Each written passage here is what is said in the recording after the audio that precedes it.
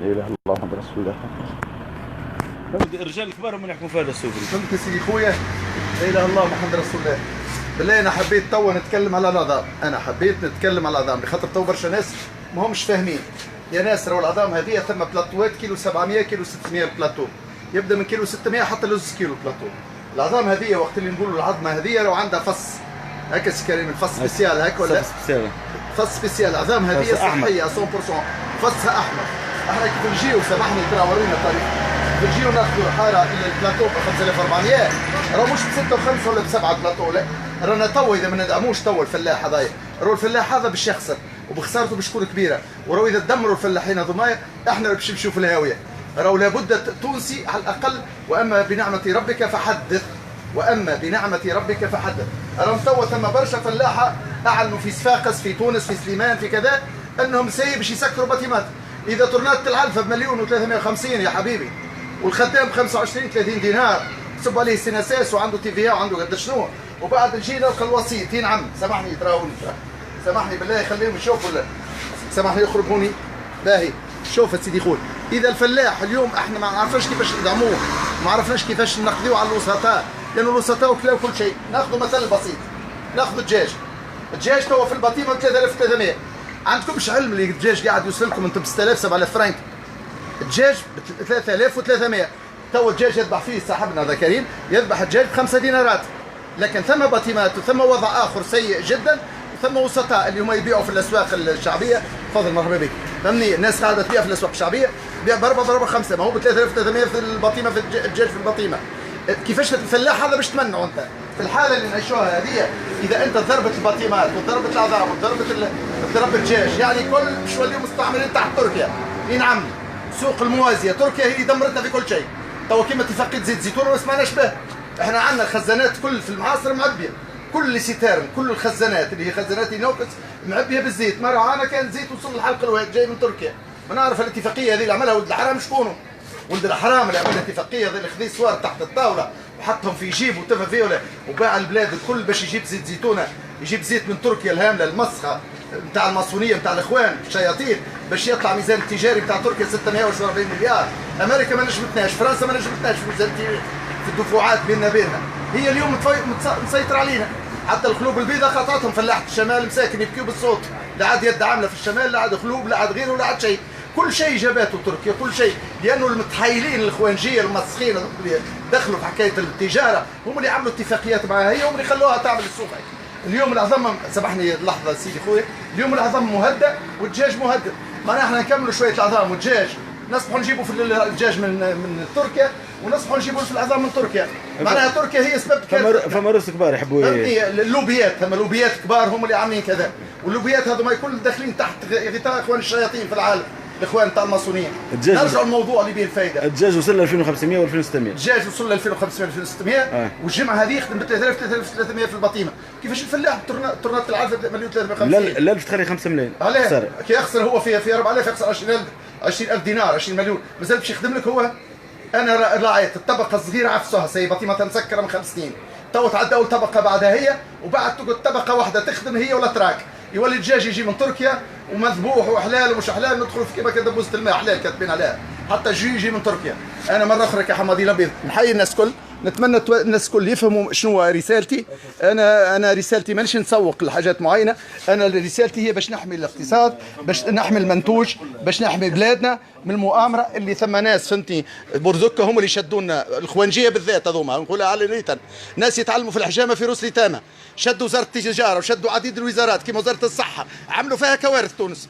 من بين الكوارث هي العقود اللي مع تركيا فهمتني، وما زالوا يتطوروا راه مش يرجعوا. اليوم انا وقت اللي نخسر في ميدان الدواجن ونخسر في ميدان اللي هو البيض عامه تفضيله، معنا باش نصبح نستورد البيض والدجاج والزيت زيتونه قاعد بلوك ونجيب زيت من تركيا، وانا صابه جديده ما نعرفش مش نصبها في الواد نعملوا لك الحليب كيما صار في الحليب. عملنا فايض في الحليب وما لقيناش معامل اللي هي تجفف الحليب، تعمل حليب مجفف فهمني. الثوم مثلا تو كيما الثوم عملوا لنا كارثه، عملوا لنا فيلم وتضرب الفلاح التونسي.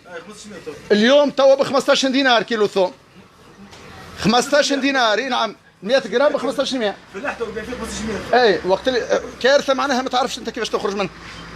يا ولدي ما ثم الميادين، ما نعرفش انا الفلاحه اللي افتقرت الخبراء، افتقرت الناس، ولا كل ياخذوا في الرشوه. انا اللي لاحظته في تونس اللي اغلب الادارات واغلب الناس يهمهم يمكمكوا الكل تاكل في الحرام. ما ثمش امراه في دار تقول اوه راني ما نحبش الحرام، ثم حتى امراه في دار تقول راجلها ما تجيبليش الحرام. يعني كل الادارات حرام، كل العقود حرام، كل الدنيا حرام. وزاره الاقتصاد تدمر، الدنيا تدمرت. اذا اليوم ندمر الدواجن ندمر البيض انا، بعدين كيفاش نعمل؟ انا باش يجيني اونتري سكولير دخول المدارس، اذا التونسي ما يلقاش بيض الاولاد وما يلقاش كذا. راهو بالتالي عمركم لا تحاولوا تلقاو حاجه توا رخصت، لانه اللي ترخص اليوم تولي فوا 4 فوا 5 غدوه، لان ذيك طريقه. اول شيء يغرقوا السوق، بعدين يربكوا السوق ارباك، بعد الارباك تاكل الخساره، تتسكر الناس، تدخل القنوات الاخرى، يدخل اللوبي يستعمل كل شيء. بالله رجاء نتمناه التوانسه يعرفوا ايش ثم، ويعرفوا المأساة اللي نعانيوها، ويحاولوا يقفوا في جميع الميادين. الحراسه تبدا من رادس، تبدا من لوفيس دو كوميرس، من ديوان التجاره، وتبدا من وزاره الاقتصاد. بجاه ربي نراجعوا العقود ونراجعوا المصايب ونراجعوا الفيلموات، ونعرفوا الناس اللي تتربص بينا. وخاصه تركيا هي العدو اللدود منذ الدولة العثمانية سنة 514 توا، وهي الدولة العدو للعرب والكل ولاقتصادنا. مرة أخرى حمادي ربي يحييكم، وكالعادة أنا راني ديما ننقل أشياء واقعة، وديما ننبه قبل الكارثة. أنا ديما نسبق الكارثة، لأن كل شيء نعرفه من فضل ربي. هو ربي سبحانه يعطي ميزة للشخص. الله غالب. راهو تركيا دمرتنا، وراهو عندنا لوبيات، وراهو اقتصادنا قاعد يغرق. ومن توا أنا نبهنا لزيت زيتونة، راهو جايتنا إصابة كبيرة، ربي يوصل بالسالمة. لكن الزيت الآخر كله موجود في السيتيرنات، موجود في المخازن، يعني في التخزين، فهمتني. ورغم ذلك مشاو عملوا اتفاقيه وجابوا زيت زيتونه اخر ويخدموا فيه ب 12 و 12 ونص، وقت اللي زيتنا ب 7600 7800. نجموا تتصلوا بالمعاه سريه وتاخذوا زيت ب 7000 7600 7800، تاخذوا زيت زيتونه ينعموا، راهو نافع. والعام الجاي زاد ثم صابت زيت زيتونه. لكن الشيء اللي عملوه زيت زيتونه اللي جابوه واللي توصل لتونس، والاشياء واللي جرون سيرفاس والمساحات الكبرى، والاتفاقيه اللي قاعده تقع بين عصابه راهي باش تقتل طبقه اسمها ضعيفه وطبقه متوسطه الحال. راهم زوج طبقات باش يقضيوا عليهم. يحبوا يغرقوا السوق نتاع الثوم، فهمتني، باش يجيبوا هما ثوم. كارثه. كل شيء الثوم هما من برا، كل شيء.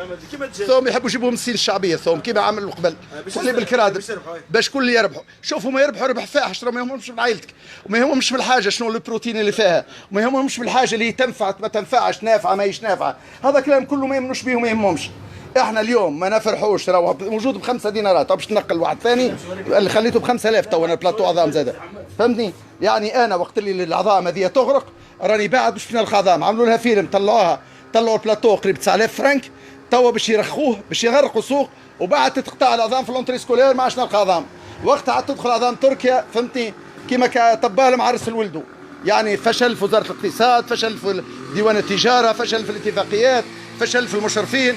لوبي كنتوا تعيطوا طرابلسيه جاوكم 400,000 اقوى من الطرابلسيه تو، 400,000 اقوى من الطرابلسيه، والبلاد غرقوها. صور الدجاج. ايوه فوالا، شوف الدجاج، اهو دجاج. اي شوف، زوز كيلو 400 واش. انا نتحداكم تمشوا الجراوند سيرفاس تاخذوها هذه زوز كيلو واش تطلع ب 18 دينار. هذه اللي تشوفوا فيها الدجاجه هذه، ها هو سعرها ب5 دينارات مذبوحه حاضره، اللي هي تطلع ب 12 دينار. ها هي 12 دينار.